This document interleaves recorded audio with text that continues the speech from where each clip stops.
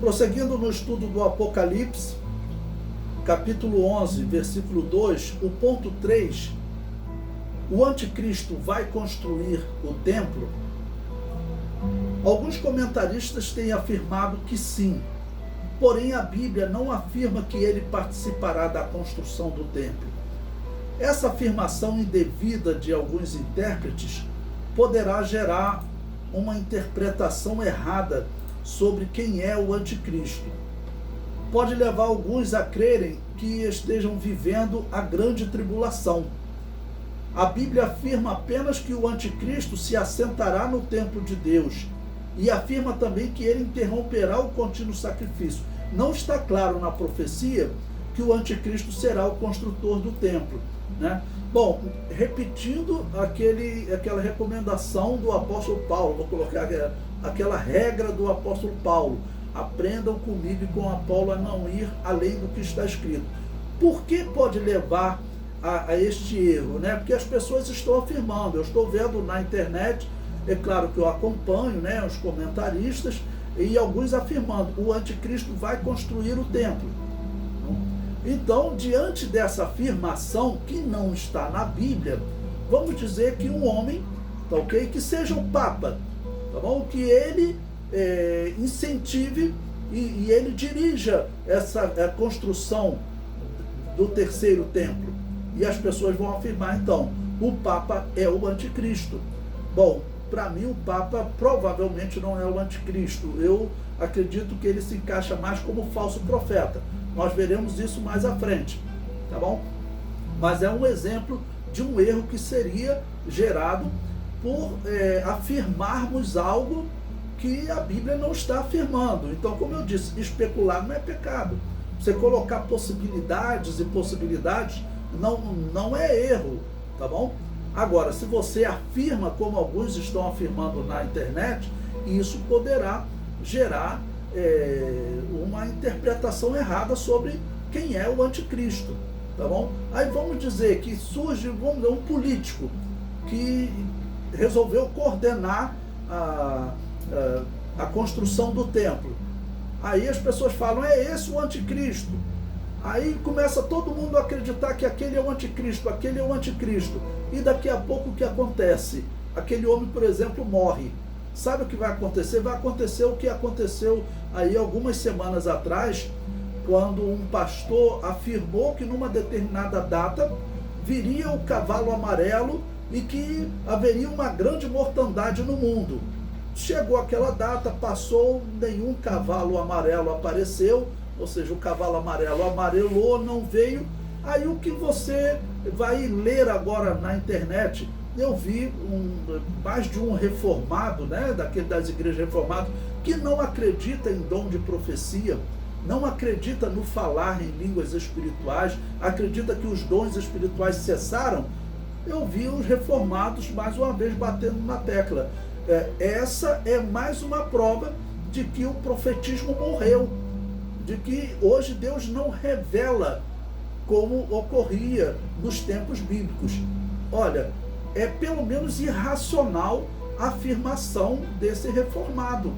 Por que irracional? Porque você encontrar um erro não significa que não existe mais a verdade, já que a Bíblia diz que surgiriam falsos profetas. Olha, se surgiriam falsos profetas, logo também é bem provável que teriam profetas verdadeiros.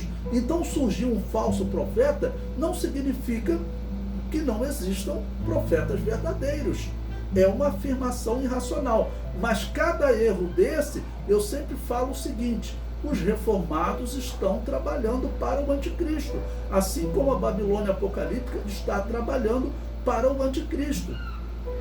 Então, se acontece de alguém, por exemplo, incentivar e começar a construção do templo, eu coloquei aqui a hipótese: o templo pode começar a ser construído antes da grande tribulação.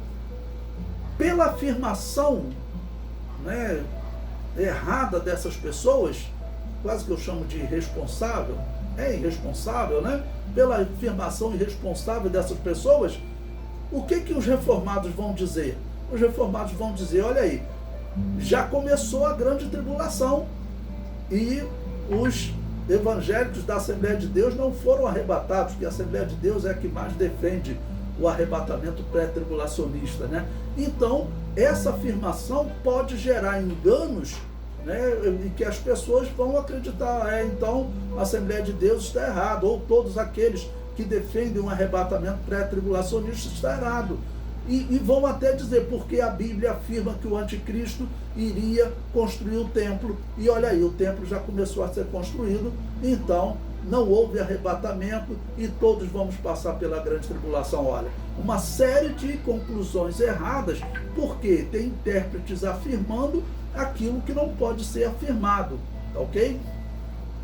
Vamos aproveitar nesse ponto aqui, que eu coloquei a questão da construção do templo como um possível sinal da manifestação do anticristo, né? Nós já estamos vendo falas entre autoridades judaicas anunciando que eles estão próximos de começar a construção do templo.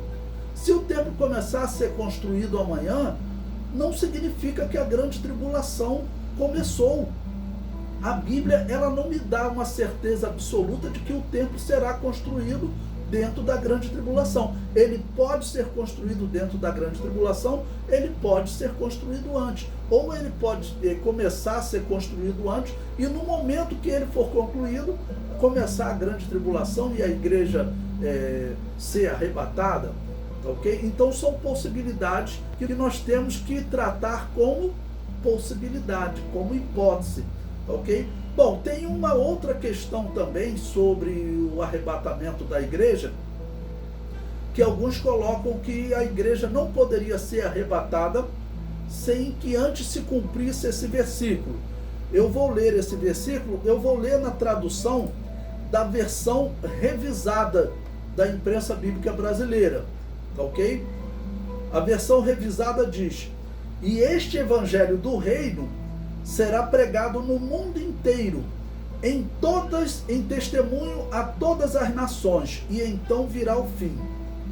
Bom, a versão corrigida, tá bom? Ela é a única que traduz da seguinte maneira: e este evangelho do reino será pregado em todo o mundo, em testemunho a todas as gentes, e então virá o fim.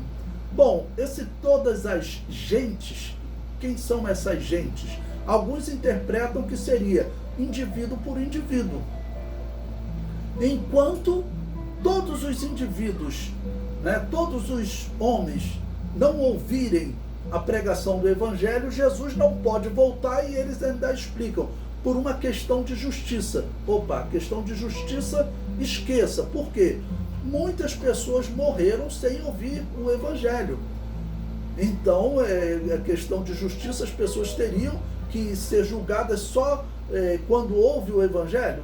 Não, as pessoas são julgadas, o apóstolo Paulo disse claramente, pela lei da consciência, tá bom? Por quê? Porque todas as pessoas têm livre-arbítrio.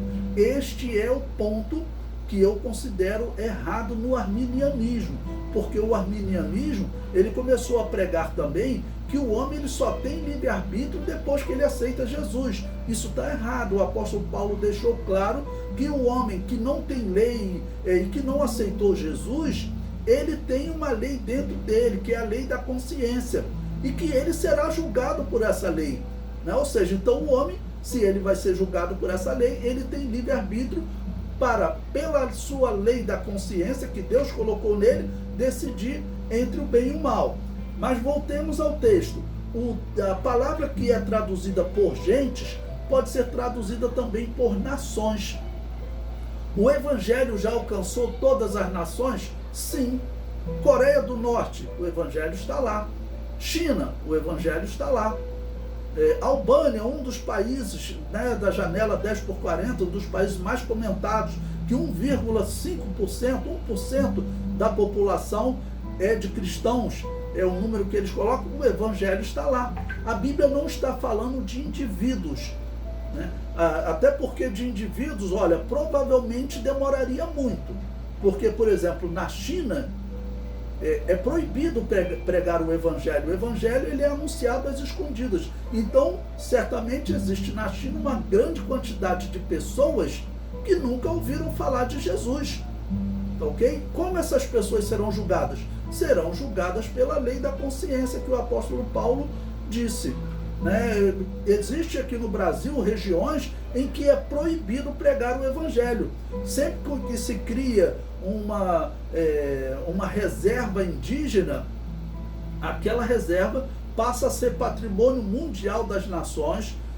O Brasil não tem mais controle total sobre aquela região e todos os religiosos têm que sair daquela região, tá bom? Os padres normalmente não saem porque eles não se apresentam como religiosos, eles se apresentam como uma embaixada do Estado do Vaticano, e assim eles continuam, né, entre os nativos, mas eles não podem pregar nem a religião católica, tá bom? Então o texto de Mateus, ele não está falando de indivíduos.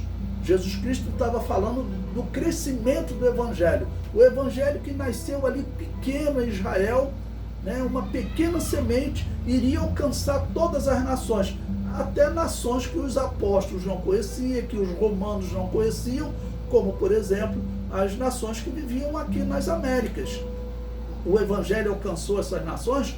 O Evangelho alcançou essas nações. Hoje você vai lá entre os que eram astecas ou descendentes dos astecas lá no México, o Evangelho está lá. Os descendentes dos maias, principalmente na Guatemala, o Evangelho está lá. Os descendentes dos incas, ali no Peru, no Chile, o Evangelho está lá. Então essa profecia também já se cumpriu. A única profecia que nós ficamos com uma interrogação sobre cumprimento é a construção do templo. A Bíblia não me dá certeza se o templo começará a ser construído e até se será concluída a sua construção antes da grande tribulação, ou se ele começará a ser construído e será concluído durante a grande tribulação.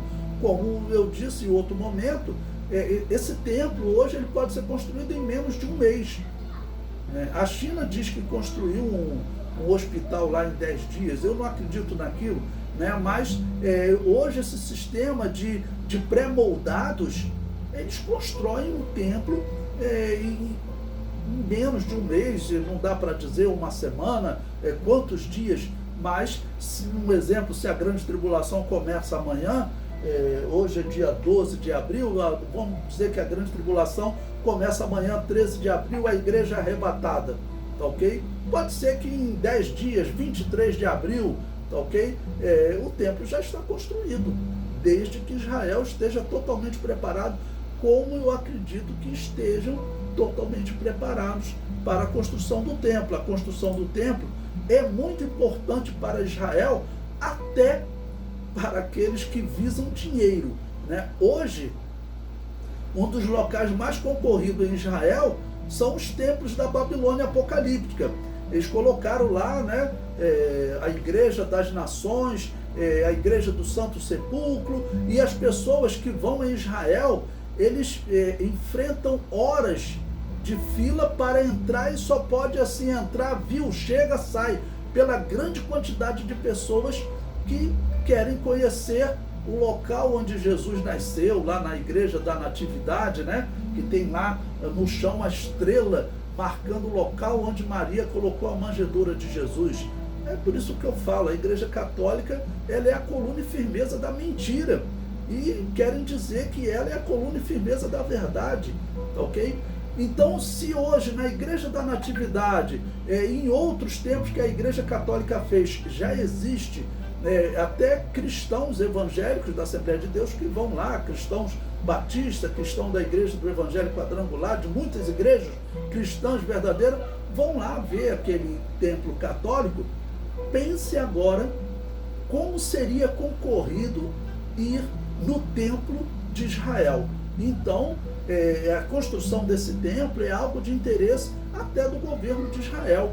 Se hoje Israel é um dos países mais visitados, né, pelos turistas, havendo a construção do templo, a quantidade de turistas em Israel vai crescer e será muito, muito mais caro do que hoje. Hoje se cobra aí $5.000, $4.000 para ir em Israel. Depois que o templo for construído, certamente esse turismo será inflacionado. Então, até as autoridades que só visam o comércio, que só visam o desenvolvimento econômico, desejam a construção desse templo.